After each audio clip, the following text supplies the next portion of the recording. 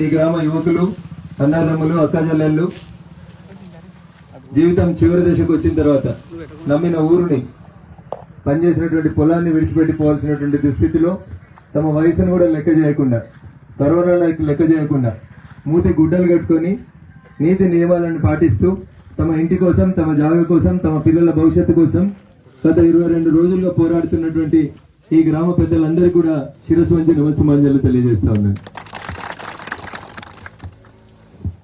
మాటలు కోటలు దాటుతాయి, చేతలు మాత్రం తంగేళ్ళు దాటాయి. చంద్రశేఖరరావు సార్కు మైక్ ఇస్తే మంచిగా ముచ్చట చెప్తాడు.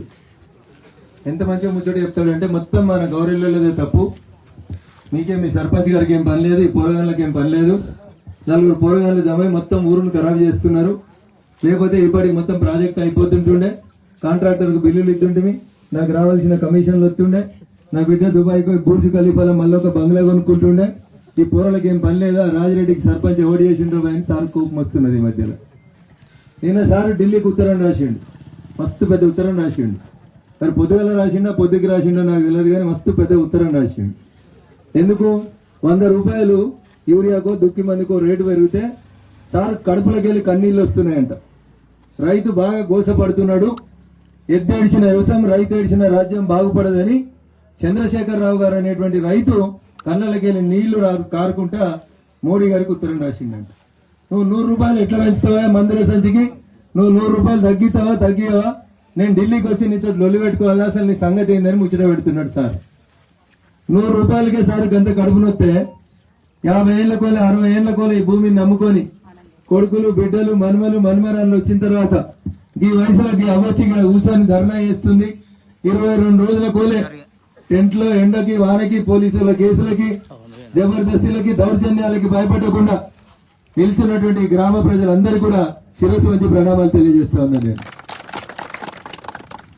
సర్పంచ్ గారు క్లియర్ గా చెప్పారు, కుండ బద్దలు పెట్టినట్టు చెప్పిండు. ఈ ప్రాజెక్టు కట్టేందుకు ఈడున్న ఎవరు కూడా వ్యతిరేకం చెప్తలేరు. చెప్తారమ్మా, ప్రాజెక్టు కట్టద్దని అడుగుతున్నాం. మనం ప్రాజెక్టు కట్టడానికి మేమందరం సహకరిస్తాము అని చెప్తున్నారు. ఏం చేయమంటున్నారు? మా తీసుకుంటున్నటువంటి భూములకి, మా పిల్లలకి, 18 ఏళ్ళు నిండినటువంటి మా బిడ్డ, మా కొడుకులకి, నీకెట్లయితే బిడ్డ కవితమ్మ అంటే ప్రేమ ఉందో సారు, మా బిడ్డలంటే కూడా మాకు ప్రేమ ఉంటుంది. మా బిడ్డకి, మా కొడుకులకి న్యాయం జరిగే రీతిలో కూడా ప్యాకేజ్ ఇవ్వని అడుగుతున్నాం. అంతేనా? ప్రాజెక్ట్ వద్దంటున్నా? నీ చెల్లె వద్దంటున్నావా? కట్టమని అంటున్నావు కదా.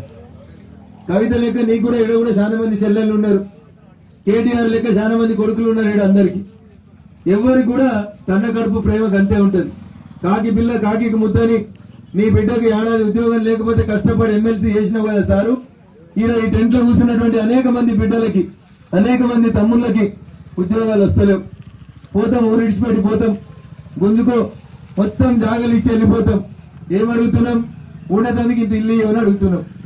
సార్ నువ్వు కట్టుకున్న బంగ్లా ప్రగతి భవన్ అని నువ్వు చెప్పే బంగ్లా ఖరీదు 100 కోట్ల రూపాయలు. ఎంత? కేసీఆర్ సార్ ఇల్లు, ముఖ్యమంత్రి గారు ఉండే ఇల్లు ఖరీదు 100 కోట్ల రూపాయలు. ఇప్పుడు మొత్తం మీ గౌడవల్లిలో ఉన్నటువంటి మీ ఊరోళ్ళందరికీ నష్టపరిహారం మీరు అడిగిన కాడికి ఇస్తే కూడా 100 కోట్లు కాదు. అవుతుందా? మరి గదానికి ఎంత పంచాయతీ ఎందుకు? నేను ఇల్లు కట్టుకుంటే నీ సార్ నాకేం పుట్టలేదు సార్, నా ఇల్లు గుంజుకునే కడుపు కాలుతుంది సార్ అని చెప్తా ఉన్నా. నువ్వు ఇల్లు కట్టుకో, నీ బిడ్డ మంచిగా ఉండని, నీ కొడుకు మంచిగా ఉండని, నీ మనవడు కూడా మంచిగా ఉండని, నాకేం కడుపులో బాధ లేదు. కానీ ఇక్కడ ఉన్నటువంటి మా చెల్లె కాడు ఉన్నటువంటి గాబకి ఎందిన మనమడు కూడా నీ మనమడు లెక్క ఉండాలని కోరుకుంటున్నావు. అంతేనా? ఇంకేమన్నా అడుగుతున్నా? చంద్రశేఖరరావు సార్ ఫామ్ హౌస్ ఏమన్నా ఇస్తా అడుగుతున్నామా? మనం ఏం అడుగుతలేరు కదా. మా భూమి తీసుకుంటే దానికి సరైన ధర కట్టిమని అడుగుతున్నాం. 2010లో 2 లక్షలు ఇస్తా అని చెప్పింది సారు. అవి తీసుకుపోయి బ్యాంకులో పెడితే 5 ఏళ్ళకు ఒకసారి డబ్బులు అవుతాయి. 2010లో బ్యాంకులో పెడితే 2015లో 4 లక్షలు అవుతాయి. 2015లో మళ్ళీ బ్యాంకులో పెడితే ఆ 4 లక్షలు ఎంత అవుతాయి? 8 లక్షలు అవుతాయి. ఎంత అడుగుతురా? ఎక్కువ అడుగుతురా? బ్యాంకు వడ్డీ కూడా ఇవ్వాలా ఇవ్వతా? పోస్ట్ ఆఫీస్ లో పెడితే 60 నెలలకు డబ్బులు అవుతాయి పైసలు. దమ్మే అడుగుతున్నాడు. ఈ సర్పంచ్ సార్ తక్కువనే అడుగుతున్నాడు, ఏమి ఎక్కువ అడగలేదు. బ్యాంకులో పెడితే 2010లో 2 లక్షల రూపాయలు ఆ రోజు 18 సంవత్సరాల వయసు నిండిన వాళ్ళకి ఇస్తా ఉన్న 2 లక్షలు ఆ రోజు బ్యాంకులో పెడితే కూడా ఈ రోజుకి వచ్చేసరికి 8 లక్షలు అవుతుండే. మరి అదే ఏమంటే మళ్ళీ 6 లక్షల పంచాయతీ ఏంది? అంటే బ్యాంకు వడ్డీ కంటే తక్కువ ఇస్తాడు. కాంట్రాక్టర్ల ముచ్చట తీసుకోండి. అసలు ఈ ప్రాజెక్టు మొదలు పెట్టినప్పుడు రాజశేఖర రెడ్డి అంటే ఈ ప్రాజెక్టు కట్టాలంటే 32,000 కోట్లు ఖర్చు అవుతుంది అని చెప్పిండు. ఎంత ఖర్చు అవుతుంది అన్నాడు? 32,000 కోట్లు ఖర్చు అవుతుంది అన్నాడు. 2007లో శిలాఫలకాలు వేసుకుంటూ వచ్చింది ఆయన. ఇలా 2007కి వెళ్ళి మనం 2021కి వచ్చినాం. ఎన్నేళ్ళు అయింది? 14 ఏళ్ళు అయింది. దగ్గర 14 ఏళ్లలో 32,000 కోట్ల ప్రాజెక్టుని 1,30,000 కోట్లకు పెంచిండు సార్. అంటే ఎన్ని రెట్లు పెంచిదే? 4 రెట్లు పెంచిండు. 32,000 కోట్ల రూపాయలతో అయ్యే ప్రాజెక్టు 1,30,000 కోట్లకు పెరిగింది. అంటే దాదాపు 4 రెట్లు పెరిగింది. మరి నువ్వు 2007లో 2 లక్షలు ఇస్తాను. మరి ఇలా మనకి ఎంత ఇవ్వాలి? ఎట్లా లెక్క పెట్టినా, మోటు లెక్క పెట్టినా, గ్రామ పంచాయతీ కాడ అరువు మీద కూర్చొని రాసుకున్నా 4 రెట్లు పెరగాలనా వద్దా? కాంట్రాక్టర్కి ఏమో 4 రెట్లు పెంచిస్తాడు. కార్లలో కూర్చున్నటాడు, ఏసీలో కూర్చున్నటాడు, బంగ్లాలో కూర్చున్నటాడు. నీ కమిషన్ ఇచ్చేటానికేమో 4 రెట్లు పెంచుతావు సారు.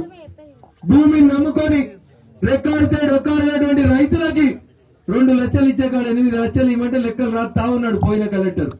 రాస్తున్నాడా? మంచిగా మనందరినీ కొట్టి మల్లన్న సాగరు, రంగనాయక సాగరు, కొండపోచమ్మ సాగరు, గౌరవెల్లి ప్రాజెక్టు వీటన్నిటిలో రైతుల పొట్టలు కొట్టి అమాయకులైన సర్పంచులతో సంతకాలు పెట్టించి ఆగమాగం చేసి సూట్ కేసుల మీద సూట్ కేసులు పెంచి తీసుకుపోయి మన ఎమ్మెల్సీ అయ్యింది సార్. ఆయన కడుపు చల్లంగా ఉండాలా వద్దా? ఇంతమంది పిల్లల్ని కోసం వేసుకున్నందుకు, ఇన్ని భూములు గుంజుకున్నందుకు మీరందరూ కూడా ఆయనకు మంచి దీవెని ఇయ్యి. నీ కడుపు చల్లంగా ఉండా, నువ్వు దోసుకున్నది బయట గక్కాల బిడ్డ అని మొక్కురు. మొక్కదామా వద్దా? ఎద్దేడిచిన వ్యవసాయం, రైతు ఏడిచిన రాజ్యం బాగుపడదు అంటాడు. వ్యవసాయం తెలుసు అంటాడు. ఇదే రాజిరెడ్డి గారిని 10 సార్లు పిలిచి చెప్పిండు కలెక్టర్. మీకు ఎన్ని పైసలు అంటే అన్ని పైసలు ఇస్తా రాజిరెడ్డి, ముందైతే సంతకం పెట్టించు అంటాడు. మా దగ్గర కూడా కట్టలే. సర్పంచులు పిలిచి భుజం మీద చేయంగానే అబ్బా మా కలెక్టర్ సార్ భుజం మీద చేసిండని వీళ్ళు వంగిపోదురు. బయటకు వచ్చి నానా తిప్పలు పడదురు. అసలు ఊరికి వస్తే ఎసరికి మొత్తానికి ఎసరు పెట్టిపోయిండు ఆయన. ఆయన గుడిని కాదు, గుడిలో లింగాన్ని కూడా మింకొని పోయినా సారు. అసలు సార్ని తీసుకుపోయి ఆడబెట్టుకున్నాడు, పక్కన కూర్చోబెట్టుకుని ఎమ్మెల్సీ పదవి ఇచ్చిండు. రేపు మాప మంత్రి ఇస్తాడట. ఏం మంత్రి? భూముల మంత్రి ఇస్తాడట. ఎందుకంటే భూములు ఎట్లా గుంజుకోవాలని బాగా గుంజుకున్నాడు కాబట్టి భూముల మంత్రి ఇస్తాడట ఆయనకు. ఇప్పుడు మామూలుగా పెడుతున్నారు పోలీసులు. ఇక రేపు ఆయన భూముల మంత్రి వస్తే ముంగడ తుపాకులు పట్టుకునే వస్తారేమో బహుశా. ఇది వాళ్ళ ఆలోచన, ముఖ్యమంత్రి గారి ఆలోచన. ఎంత మంచోళ్ళు గౌరవాలు అంటే మామూలు ఎవరైనా నక్సలైట్ ఉన్నారా? గుత్పగడ్డలు పట్టుకొని వచ్చిర్రా? ఏం పట్టుకురాలేదు. అయినా కేసులు పెడితేనే ఉన్నారు. ఈ జనాలను ఇబ్బంది పెడితేనే ఉన్నారు. అందుకనే బాధ అనిపిస్తా ఉంది. ఇప్పుడు ఫిబ్రవరిలో బడ్జెట్ సమావేశాలు జరుగుతాయి. నేను ఎమ్మెల్యే గెలిచిన తర్వాత మొదటిసారి పోయిన మార్చిలో మల్లన్న సాగర్ మీటింగ్ గురించి నేను ముఖ్యమంత్రి గారిని నిండు సభలు అడిగితే ఆయన ఏది పడితే అది మాట్లాడతాడు. ఎందుకంటే మైక్ ఆయనదే, అసెంబ్లీ వాళ్ళదే, స్పీకర్ వాళ్ళోడే. మనల్ని ఊసమంటారు, వాళ్ళు ఎవరు నొల్లి పెడతారు. మంద కౌరవులు ఉన్నట్టు 100 మంది ఉన్నారు. నొల్లి పెడతారు, ఏది పడుతుంది నొల్లి పెట్టి మన మైకులు కట్ చేస్తారు. నేను ఒకటి మాత్రం చెప్తా, చంద్రశేఖరరావు గారిని గౌరవెల్లి ప్రాజెక్టు నిర్వాసితుల గురించి వచ్చే ఫిబ్రవరిలో జరిగేటువంటి బడ్జెట్ సమావేశాల్లో ఇందాక మీ సర్పంచ్ గారు చదివిన లెక్కలు మొత్తం రాసుకున్నా. బరాబర్ అసెంబ్లీలో ముఖ్యమంత్రి గారిని నిలదీసి ప్రశ్నేసి నువ్వు ఈ ఊరు కొత్తగా రావా సార్ అని బరాబర్ అసెంబ్లీలో అడుగుతారు. ప్రయత్నం చేస్తారు. ఏమైతుంది? మేము ఉన్నాం. మా ఎమ్మెల్యే 100 కిలోలు ఉన్నాడు. మా మంత్రి 6 అడుగుల పొడుగు ఉన్న టెంట్ తాకుతుంది పైకి. ఇట్లా ఏది పడుతుంది మాట్లాడతారు వాళ్ళు. సార్ నువ్వు 100 ఉండు, 200కి వరకు మాకేం బాధ లేదు సార్. మా జానేడు పొట్టకు కావాల్సిన న్యాయం చేయమని అడుగుతున్నాం అంతే. అంతకంటే ఎక్కువ వాళ్ళ ఇంజనీరింగ్ కాలేజీలో ప్లాట్లు అడుగుతలేము, పిల్లలకి ఫ్రీ సీట్లు అడుగుతలేము, 6 అడుగుల గడ్డపారాల దగ్గరికి పోయి మనకేం చేయమని అడుగుతలేము. మనం ఎట్లాగో మీరు చేయరు. ఓట్లుంటే మాత్రం చేస్తారు. హుజరాబాద్ అవతల హుజరాబాద్ ఉంది. ఏం బతిరాడిండు హరీష్ అన్న? కలవటంలో కల్లా కడుపులో తల పెట్టిండు. ఎన్ని ముచ్చట్లు చెప్పిండు. సిలిండర్ వేసుకొని నెత్తి మీద తిరిగిండు, యూరియా బస్తలు వేసుకొని తిరిగిండు, కరెంటు మీటర్లు వేసుకొని తిరిగిండు సారు. ఆఖరికి మంచి ప్రయోజనం ఇచ్చేటువంటి దళిత బంధువులు కూడా ఓట్ల కోసం వాడుకున్నారు. వచ్చినాయా? ఇప్పుడు హుజరాబాద్ లో 10 లక్షలు మీ చుట్టపోలు ఎవరైనా ఉంటే అడుగురి. వచ్చినాయా? ఓట్లప్పుడు మోసాయికి బెల్లం పెట్టిండు. వెనక కూర్చున్న రాజిరెడ్డి అనుకున్నాడు ముంగడ బెల్లం కనబడుతుంది నాకు దొరుకుతుందేమో అని ఉరికిండు.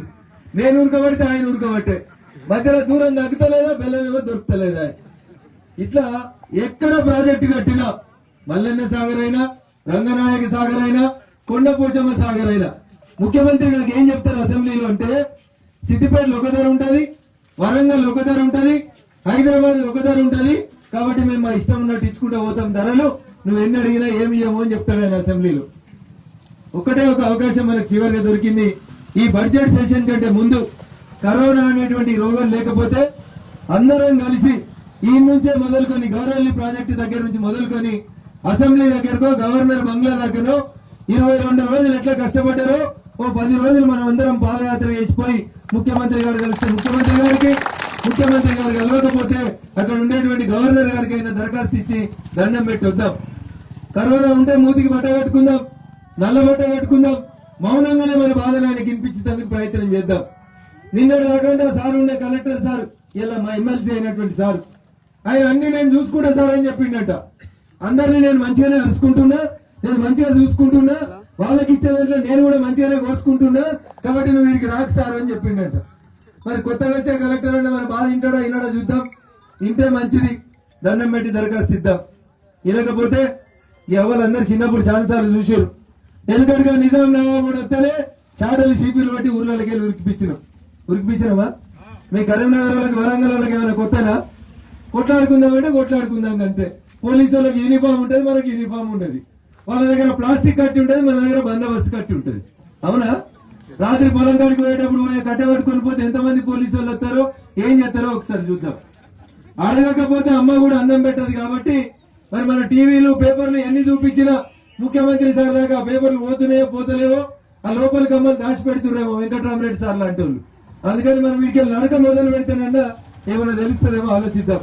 అందుకని సంక్రాంతి సెలవులు అయిపోయినాక ఫిబ్రవరిలో బడ్జెట్ సెషన్ ప్రారంభమయ్యే కంటే ఒక 10 రోజుల ముందు లెక్కేసుకొని చలి జర తగ్గుతుంది కాబట్టి ఫిబ్రవరిలో మాఘమాసం అయిపోయినాక గొంగడి భుజాలు వేసి జబ్బ మీద కట్ట పెట్టుకొని సార్ దగ్గరికి పోదాం. పోనీతే గజ్వేల్ పోదాం, పోనీయకపోతే అసెంబ్లీ దాకా పోదాం. న్యాయంగా కొట్లాడుతున్నారు, నిజాయితీగా కొట్లాడుతున్నారు. బ్యాంకు వడ్డీ ప్రకారం లెక్క పెట్టినా మీకు రావాల్సినటువంటి నష్టపరిహారం అడుగుతుంది. నాది ఒకటే ఒక విజ్ఞప్తి, ఈ ముఖ్యమంత్రి ఏం చెప్పినా వినడు. ఈ మధ్యలో 317 జీవోని ట్రాన్స్ఫర్లు చేస్తే పోలీసు వాళ్ళు చచ్చిపోతున్నారు, టీచర్లు చచ్చిపోతున్నారు, అందరు చచ్చిపోతున్నారు. మొన్నటిదాకా ఇంటర్మీడియట్ పరీక్షలను పెట్టి సగం మందిని ఫెయిల్ చేస్తే మస్తు మంది పిల్లగాళ్ళు చచ్చిపోతే అందరు పాస్ అన్నాడు. ఇప్పుడు కూడా 317 జీవో మీద అట్లే పంచాయతీ జరుగుతుంది. మీకు ఒక మంచి నాయకులు ఉన్నారు, ఈ గ్రామంలో అనేక మంది యువకులు ఉన్నారు, ఓపికగా ఈ ఉద్యమాన్ని నడిపిస్తా ఉన్నారు. పోలీసు వాళ్ళకు మోకా ఇయ్యకుండ్రి. పోలీసు వాళ్ళు ఎప్పుడు వీళ్ళు తప్పుడు చేస్తారా, ఎప్పుడు మాస్క్ తీసేస్తే ఎప్పుడు కేసు పెట్టి లోపలేద్దామా అని ఆడ కూర్చొని ఎదురు చూస్తున్నారు ఇంటెలిజెన్స్ వాళ్ళు. అన్ని టీవీలు పెట్టుకొని చూస్తా ఉన్నారు. ఎవరు గట్టిగా మాట్లాడితే మన మీద ఏం కేసు పెడదామా అని ఎదురు చూస్తున్నారు.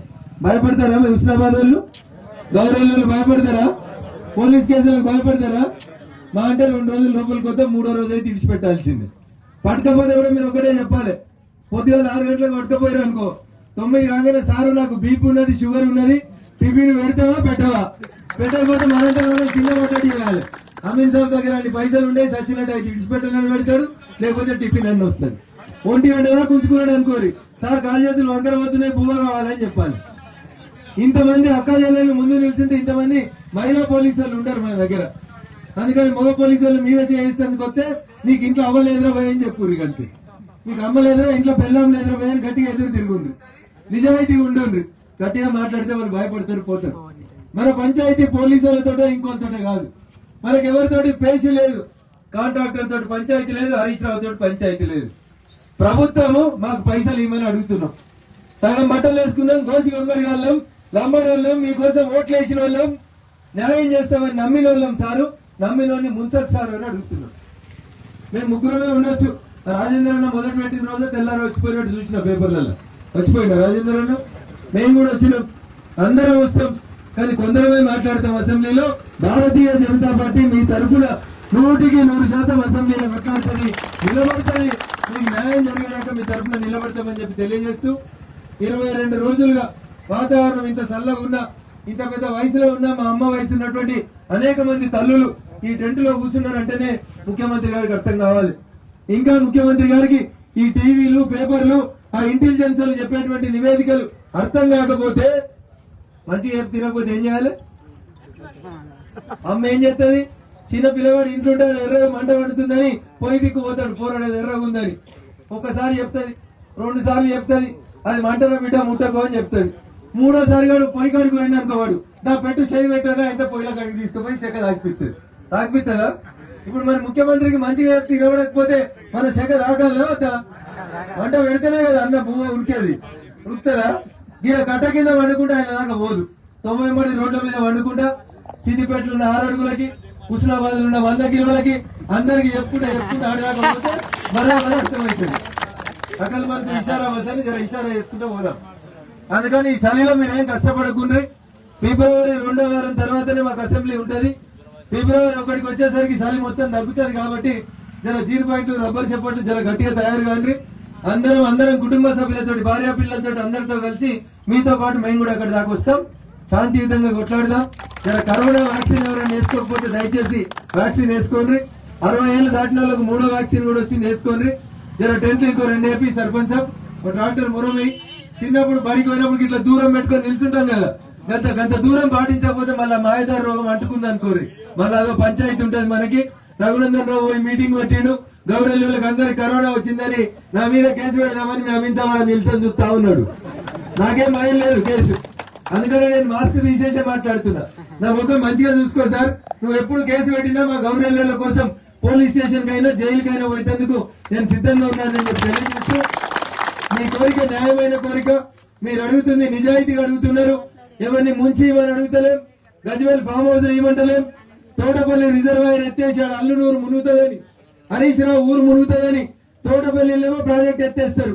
గౌరవెల్లికి వచ్చేమో 1.4 టీఎంసీల ప్రాజెక్టుని 8.2 టీఎంసీలకు పెంచుతారు. ఊర్లో చిన్నప్పుడు మా కసీర్ కాడ చెప్తారు, దేకేది నాది కాకపోతే ఇందూరు దాకా దేకుతా అన్నాడంట దేకేటోడు. అట్లా తోటపల్లి కాదు ఇది, చింతమడక కాదు. చింతమడకలేమో అడగకముందే ఇంటికి 10 లక్షలు ఇచ్చే సార్ ఇచ్చిండా? పెద్ద ఆయన ఇచ్చిండా లేదా? అడగకపోతే భోజనాలు పెట్టి, మటన్లు పెట్టి, చికెన్లు పెట్టి రాబిడ్డ అని తోలుకొచ్చి ఒక్కొక్కరికి 10 లక్షలు ఇచ్చాడు. మరి ఇక్కడ మునుగుతున్న వాళ్ళకి ఏం తప్పు అవుతుంది ఇవాళ వద్దా? అందుకని చింతమడకకో న్యాయం, తోటపల్లికో న్యాయం, గౌరవల్లికి ఇంకో న్యాయం అనేది మనం అందరం అడగాలి. అడుగుతారా? అడగరా? గట్టిగా నిల్చోమని చెప్పి తెలియజేస్తూ, భారతీయ జనతా పార్టీ మొత్తం పార్టీగా, రాష్ట్ర పార్టీగా మీకు ఎప్పుడు కష్టం వచ్చినా మేమందరం మేము వింటుంటామని తెలియజేస్తూ. హాయ్ ఫ్రెండ్స్, మా టుడే టుమారో యూట్యూబ్ ఛానల్ చూస్తున్నందుకు చాలా థ్యాంక్స్. మరిన్ని లేటెస్ట్ వీడియోస్ కోసం వెంటనే సబ్స్క్రైబ్ చేయండి.